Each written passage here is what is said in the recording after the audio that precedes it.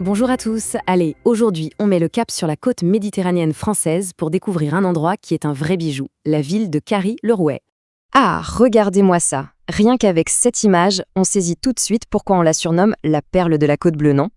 L'eau turquoise, cette côte un peu sauvage, c'est une invitation à explorer cette station balnéaire qui a bien plus à offrir qu'une simple image de carte postale. Alors au programme, pour bien comprendre ce qui rend Carry-le-Rouet si spécial, on va faire un bond dans le passé, on va explorer son côté nature, goûter à ses saveurs marines et on croisera même quelques célébrités. Allez, c'est parti. Bon, entrons dans le vif du sujet.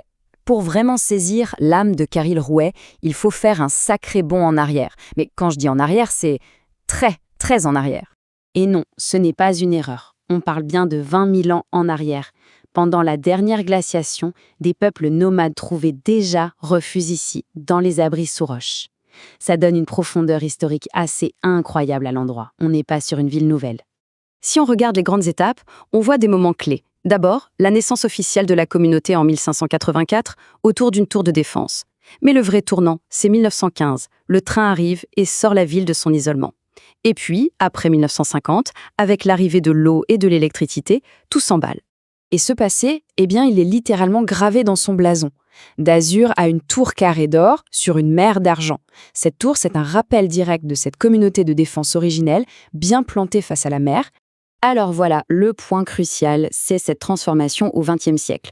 On passe d'un petit village de pêcheurs, un peu hors du temps, à une zone résidentielle très recherchée, notamment grâce à sa proximité avec les grands pôles économiques.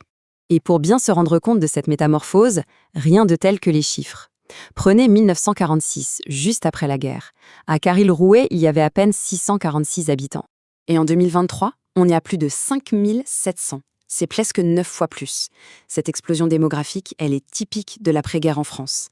La croissance économique et l'attrait du bord de mer ont complètement changé le visage de ces villages, proches de grandes métropoles comme Marseille.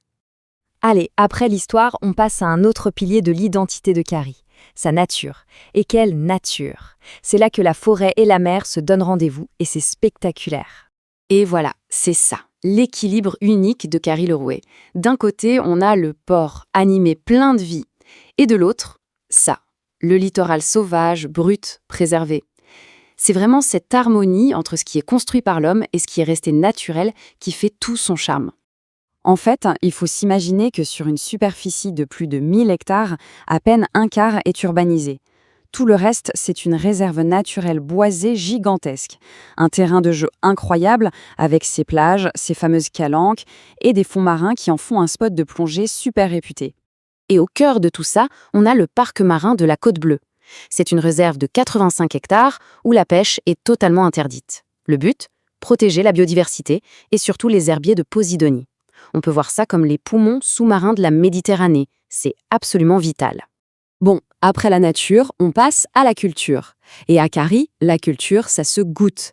Ça a le goût iodé et unique des trésors de la mer. Alors je pose la question, si on se balade à Carry en plein hiver, on entend ce mot partout, l'oursinade. Mais qu'est-ce que c'est au juste ? Eh bien, c'est ça, c'est une immense fête populaire et gourmande, directement sur le port, où tout tourne autour de la dégustation d'oursins tout juste sortis de l'eau, mais aussi de toutes sortes de coquillages et de crustacés. C'est une véritable institution locale. Et attention, ce n'est pas un événement récent, ça fait plus de 60 ans que ça dure. Ça a commencé dans les années 50. Chaque année, les 3 premiers dimanches de février, le port de Carry se transforme en un immense banquet à ciel ouvert. Ça attire un monde fou de toute la région. Mais Carry-le-Rouet, ce n'est pas que la nature et les oursins. C'est aussi un lieu qui, par sa beauté et sa discrétion, a su attirer des personnalités assez fascinantes. On a 2 exemples parfaits et très différents. D'un côté, l'immense Fernandel, notre Don Camillo national. Il aimait tellement l'endroit qu'il y avait sa villa. Et la ville le lui rend bien, il y a un cinéma et un buste à son nom. Et puis, changement total de décor. La grande, l'unique Nina Simone, la légende mondiale du jazz et de la soul. C'est ici, à Carry, qu'elle a choisi de vivre ses dernières années, jusqu'à son décès en 2003. Et la liste ne s'arrête pas là, loin de là. On a aussi le célèbre animateur Jean-Pierre Foucault, qui y habite depuis des années. L'astrophysicien Hubert Reeves, qui a des souvenirs d'enfance. On voit bien que l'attrait de la ville traverse les époques et les milieux. Donc voilà, si on devait résumer, Carry-le-Rouet, c'est vraiment cet alliage assez rare. C'est un lieu qui a une âme forgée par une histoire qui remonte à la préhistoire, une nature protégée qui est juste spectaculaire, une culture bien vivante et cette petite touche de glamour apportée par ses résidents. Et tout ça nous amène à cette dernière question. C'est quoi, finalement, le secret d'un endroit qui arrive à traverser le temps sans perdre son charme? Comment on fait pour se moderniser tout en gardant son authenticité? Eh bien, Carry-le-Rouet semble nous donner une partie de la réponse.